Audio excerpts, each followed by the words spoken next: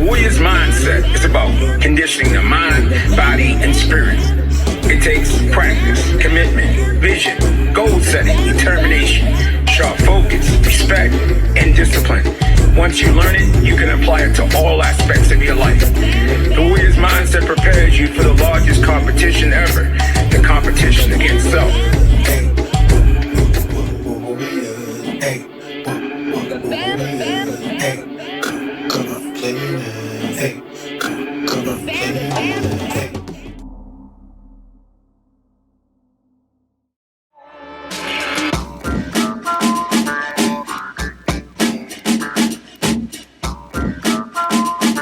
Hello everyone, welcome to Inside the Dojo. I'm your host, Willie the Bam Johnson, along with my lovely family, my wife, Kimberly Johnson, my son, Marco the Answer Johnson, and my two precious jewels, Messiah Johnson and Zarian Johnson, a part of our Dojo Kids crew. We're here to empower you, get you going, motivating you with the principles, concepts of martial arts as a lifestyle. Inside the Dojo.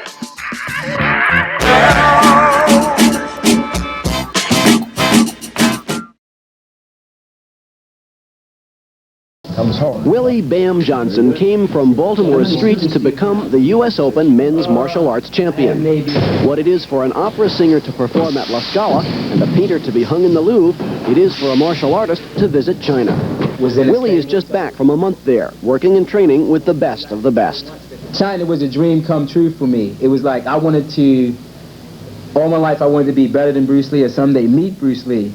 But this dream was better than meeting Bruce Lee because I went to the fatherland where martial arts was created. But Johnson learned more from his journey than refinements of technique.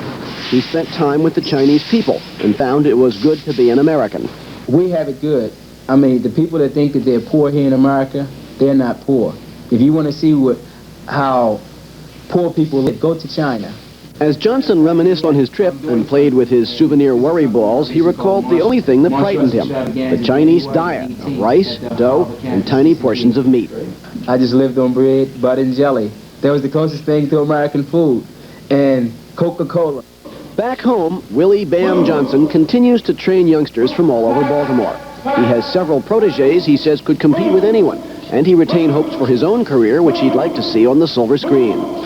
For now, the Orient... Where it's all about digging down inside yourself, really trying to bring out the very best of you by using your mind, body, and spirit to overcome all obstacles and pitfalls that we all face, especially during this time, during COVID-19.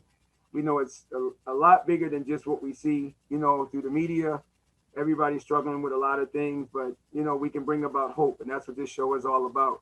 We done had several great guests on this show, for the last couple of weeks, and we have another very great legend of the martial arts, legend of the films, and a hero of mine that inspired me as well, just like Bruce Lee and Ron Van Cleef and all those people. And his name is Grandmaster Carl Scott. Hello, sir. How are you? I'm doing well, sir. How are you doing? Thanks for having me. Hey, well, I'm blessed. I think anybody that know what path you have tread for so many of us, it's just an honor just to be able to have you on the show. But for the younger audience and some of the new people out there, just give them a brief introduction on yourself. Okay, well, I was born in Shreveport, Louisiana. I started my martial arts career at a tender age of 5 years old.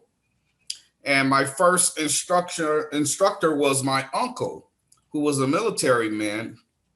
And he started me off with teaching me Okinawa-style martial arts, Shotokan. And I moved from there and came to Los Angeles and started my Kempo and Wing Chun and a little bit of Jiu-Jitsu style and moved on from there. And you, the other organizations you were you with any particular type organizations when you started out, or were you just like an individual just training all alone by yourself? No, I actually, after I left the training of with my uncle, I started training with Grandmaster Sigil Steve Muhammad. Oh, okay. That was my primary instructor coming up. I trained with him for many, many years. Yamashita, trained a little bit with him. Beyond You, some old school people. Some people may not even know, and Dr. McNeil, um, Jerry Smith, Clifford Stewart, under War. Um, Quite a few of my brothers here in the States, and outside of the States, I trained with some people in the Orient as well. Well, you're just pretty humble, man. I mean, you come from a lineage of martial arts that people just don't talk about. I mean, when I think about my lineage, with Master Brown and Tayari Pacell and so forth, but to look at, the lineage that you come from that helped you become the great martial artist that you are today.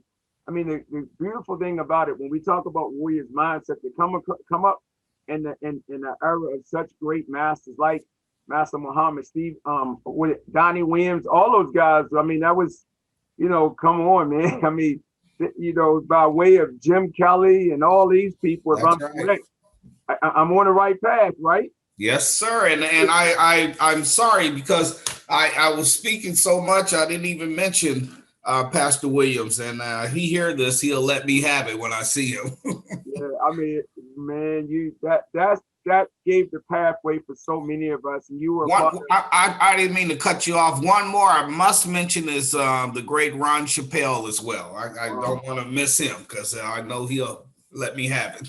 What Nigel Benz, wasn't he like a part of what you guys were doing back then? Nigel was a very, very good friend of mine. Nigel helped me with a couple of books that I participated in and really helped me out in that regards.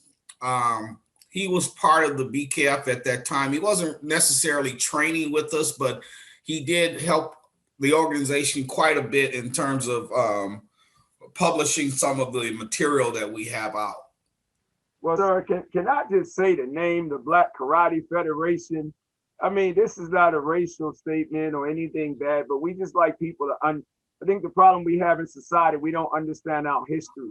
That's right. I mean, that organization, from what I understand, all what we dealing with today, that was an organization that was ahead of its time, making pathway for people, not just of African American descent, but people as a whole to be able to go in the world of martial arts. Can you tell us a little bit about the impact of that alone, sir? Absolutely. Well, back in the day, I'll give you an example. Back in the early 70s, 68, 69, back in those times, there wasn't very much representation in terms of Black martial artists in the internationals and those events, tournaments, and things like that. And so what happened was Grandmaster Muhammad and Jerry Smith and Cliff Stewart and Pastor Williams, they all got together and they said, we need to band together, and they created the BKF, Black Karate Federation. And when we went to the tournaments, I was very young at that time fighting, but the guys that were older than I was were like 15, 17 years old competing in the tournaments and stuff. And a lot of times they would just flat out get cheated, just flat out. I mean, you could see where they're just welling away on people, front hand drive, pulling the heads back, roundhouse kicks, double roundhouse kicks, spinning back kick, and they're just hitting people. And it's obvious, but they weren't getting the points. And they would lose the matches and they would get very upset because it's like, damn, he didn't even touch me. And you got what did he hit me with? That type of thing. And they would have to come in, they would have to pull the guys down, settle down, said, just take it easy, because at that time you knew it was a racial thing. It was a racial situation, For me, I didn't experience it that much and I'm not trying to put myself like I'm the best, but I was so dominating out there. I mean, I was just dominating. I would not give them air to breathe. I'd be on top of them before they can bow, and I made no doubt that I won that match. And for many years, I didn't lose any matches. I was going to tournaments and just blowing people away left and right, and from a young kid all the way to an adult, And when I got into the black belt division, at first they wouldn't allow me to compete in the black belt division or compete at all as a junior, because I made black belt at a young age. I made black belt around 9 or 10 years of age. And when I went to the tournaments to compete, other people knew me from coming to our school and watching us train, and they would see me wearing my black belt. I get into the tournament, and of course they wouldn't allow me to wear my black belt, so I stopped wearing a belt altogether. I said, I don't need to wear a belt if that's the case.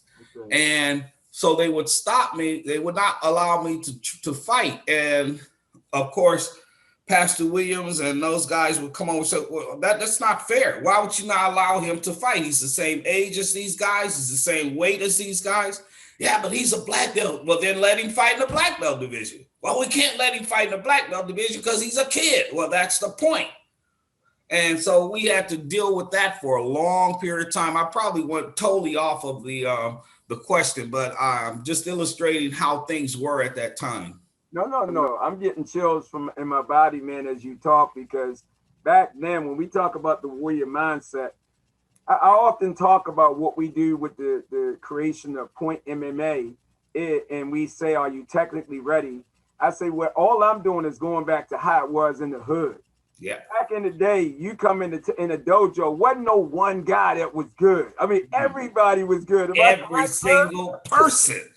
Every single, you are 100% right. You walk in that school before you could take 3 or 4 steps. And don't come in there with your gi on. If you come in there with your gi on, you're not going to even get to the room to put your bag up, because somebody's going to grab you. Come on, man, let's move. Let's go. And we would do it from 7:30 in the morning until 2, 3 o'clock in the morning.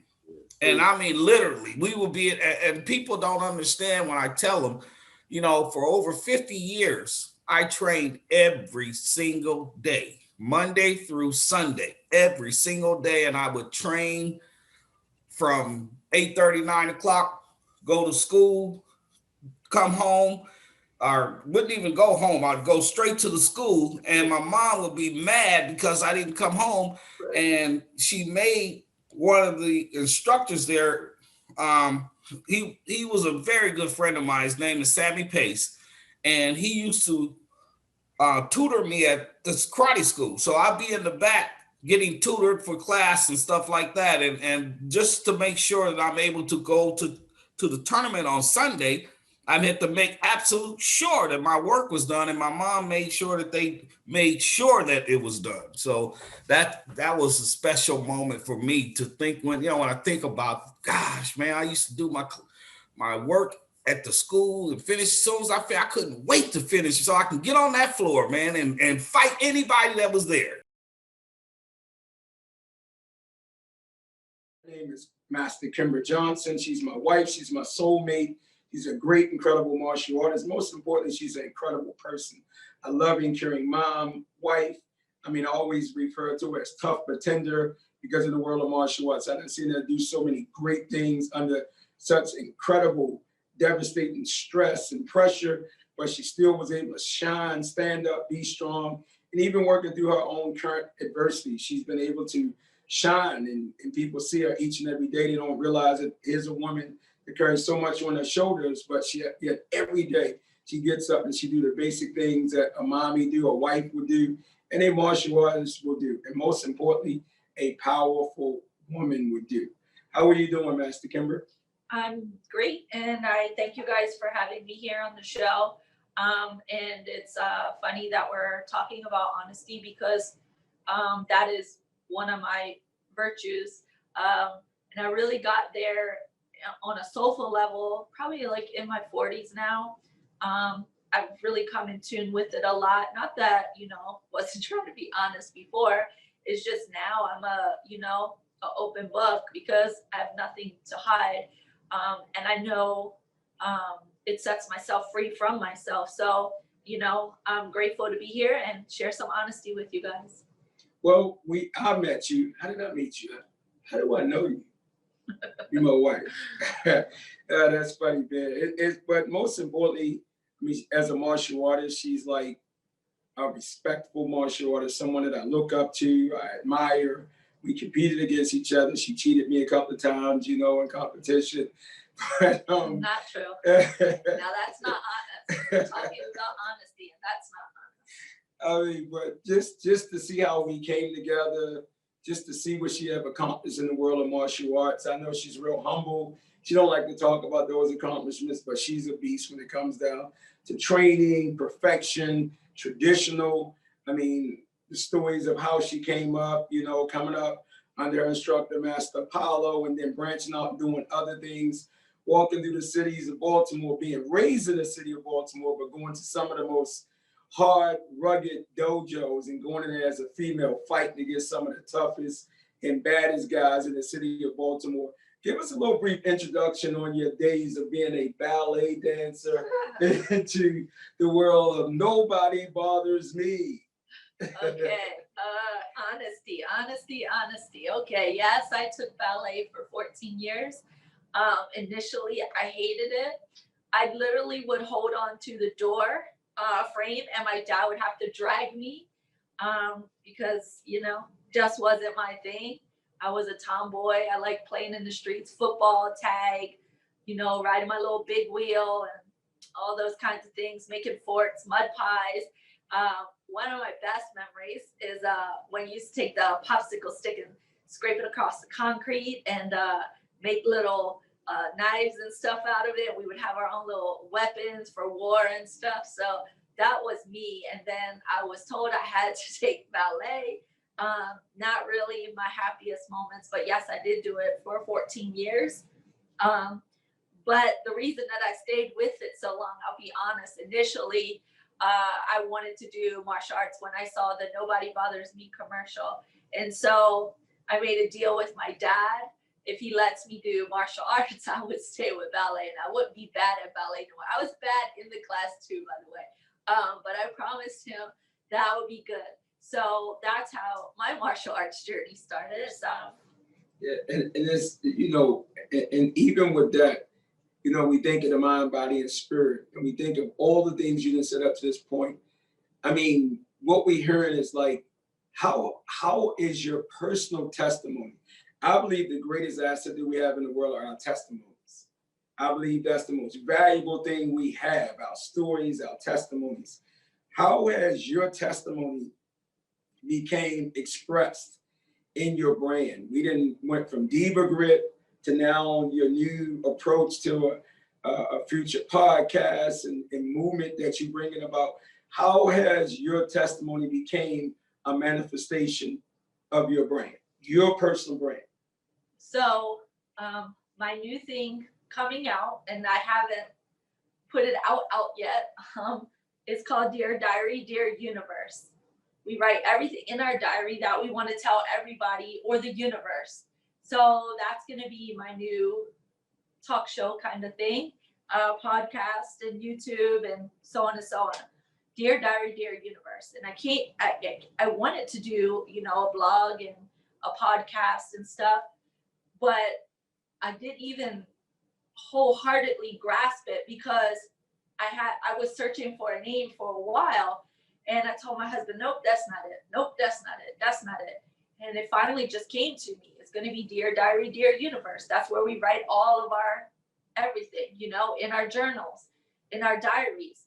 And that's what I want the show to entail is everything, let's just put it out on the table. Let's free ourselves from it. So my journey brought me to that because, and to this day, I had it kind of rough growing up. I've come across a couple things. I was molested very young by a very close family member repeatedly. And then when I came to a person that I thought I could tell about it, I was physically beaten and abused. Like, no, that didn't happen. Don't you dare say that. and I was beaten for it.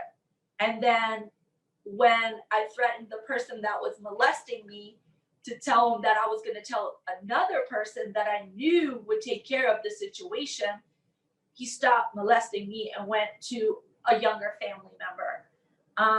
So that's where, you know, I had to overcome that at such a young age. And I never had a mom or a mother figure in my life. You know, I grasped onto another female, and she was there as much as she could be for me as a mother figure, but it was very difficult to overcome that, and I was very alone for the longest time with that. And so that, I guess, really built the toughness for me, for everything else that was to come in my life. And you know, when I was younger and going to college, I was raped and attacked by 3 guys, stabbed 7 times, left for dead. They broke my jaw with a hammer.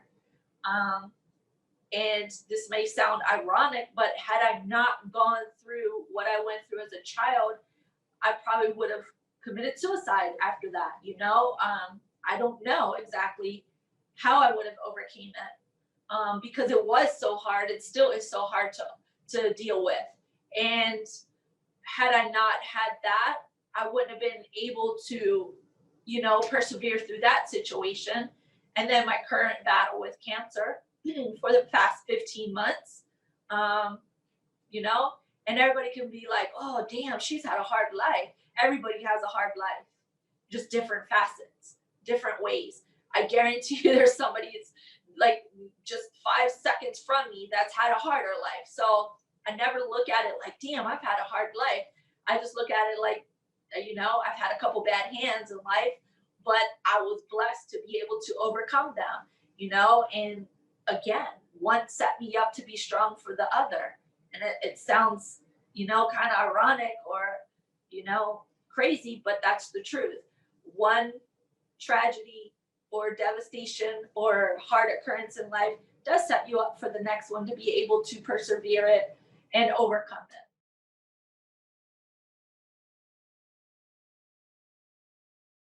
Thank you. Thank you. You're welcome. Real loud. Ready? 1, 2, 3. Hi, Wesley.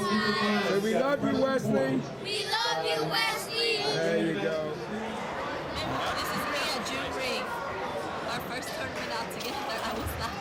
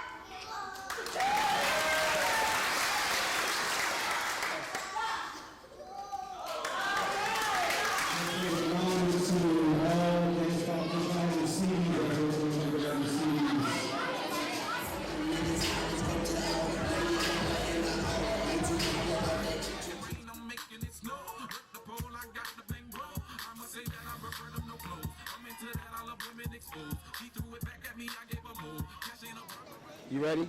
Yes. Say yes. Yes.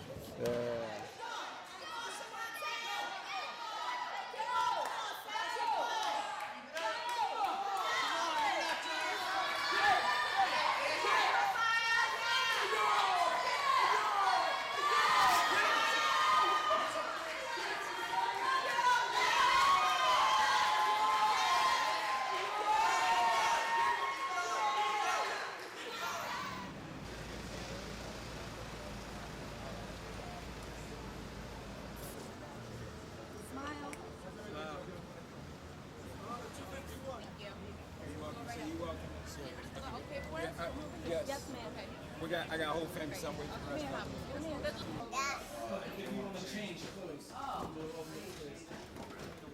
Move over. First time, look at Daddy. How was your first time? It was good. What did you just do? Did you audition? Yeah. What did you audition for? Say movie. Wesley Snipes movie. Okay. We gotta keep pushing, okay? So yes, sir. Yes, sir. How was your first audition today? What do you want to say to the little kids? Nothing. What did you do in your audition?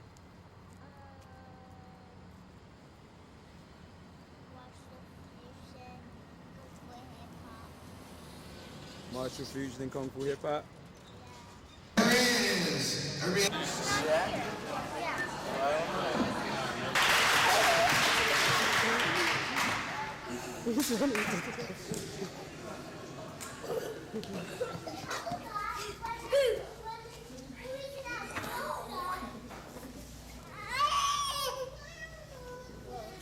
He's gonna see Matthew and be happy. He's gonna follow Matthew. Okay. Told you he'll follow Matthew. He likes Matthew. Watch his head.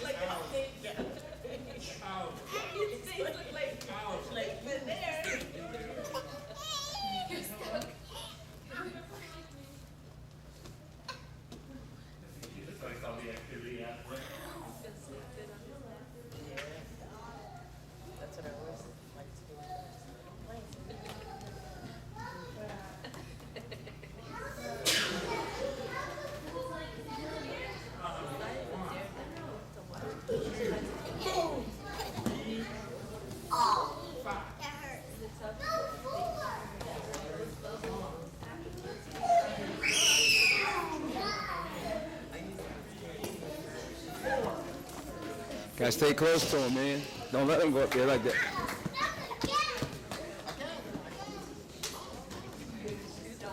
Got your shoes on, sir.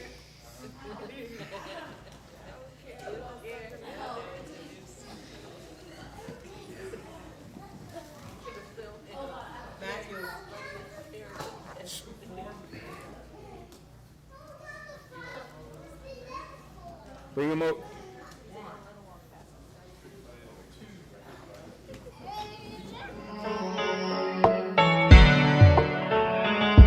Only 1 out of 100 ever make it out. Story of a kid, JoJo, you never heard about. Only 1 out of 100 ever make it out. Story of a kid, JoJo, you never heard about. Only 1 out of 100 ever make it out. Story of a kid, JoJo, you never heard about. Only 1 out of 100 ever make it out. Story of a kid, JoJo, you never heard about. Only 1 out of 100 ever make it out. And in the adolescence, you're pressured to be so present. Teaching a martial arts session, you're present like a parent, hanging on your every word, so you hoping they get the lesson. But you're always stressing, and your expression is second guessing. Push away aggression as you just stare at your self-reflection. See your brother's facial expression just like you, as you see that his oppression made him just like you. So the bar is set high, make it harder to push through. Life is pushing you, questioning every move that you make. Then a COVID outbreak risks the world, for heaven's sake. Can you get a break?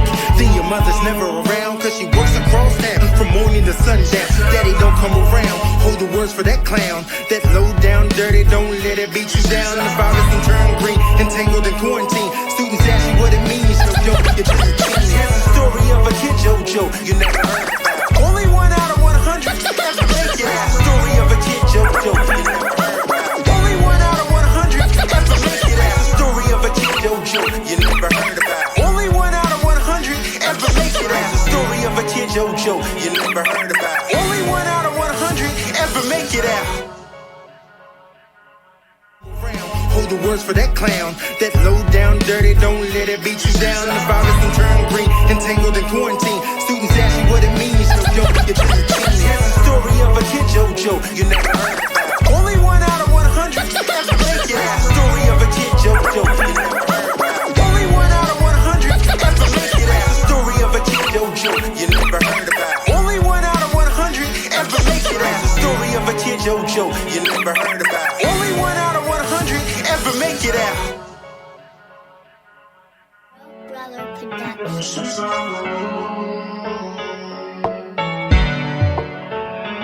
Production. Only 1 out of 100 ever make it out. Story of a kid JoJo, you never heard about. Only 1 out of 100 ever make it out. Story of a kid JoJo, you never heard about. Only 1 out of 100 ever make it out. Story of a kid JoJo, you never heard about. Only 1 out of 100 ever make it out. Story of a kid JoJo, you never heard about. Only 1 out of 100 ever make it out. And in the adolescence, you're pressured to be so present. Teaching a martial arts session, you're present like a parent, hanging on your every word, so you hoping they get the lesson. But you're always stressing, and your expression is second guessing. Push away aggression as you just stare at your self-reflection. See your brother's facial expression just like you, as you see that his oppression made him just like you. So the bar is set high, make it harder to push through. Life is pushing you, questioning every move that you make. Then a COVID outbreak risks the world, for heaven's sake. Can you get a break? Then your mother's never around, cause she works across town from morning to sundown. Daddy don't come around, hold the words for that clown. That low down dirty, don't let it beat you down. The virus can turn green, entangled in quarantine. Students ask you what it means, so yo, you better change. That's the story of a kid JoJo, you never heard about. Only 1 out of 100 ever make it out. Story of a kid JoJo, you never heard about. Only 1 out of 100 ever make it out. Story of a kid JoJo, you never heard about. Only 1 out of 100 ever make it out. Story of a kid JoJo, you never heard about. Only 1 out of 100 ever make it out.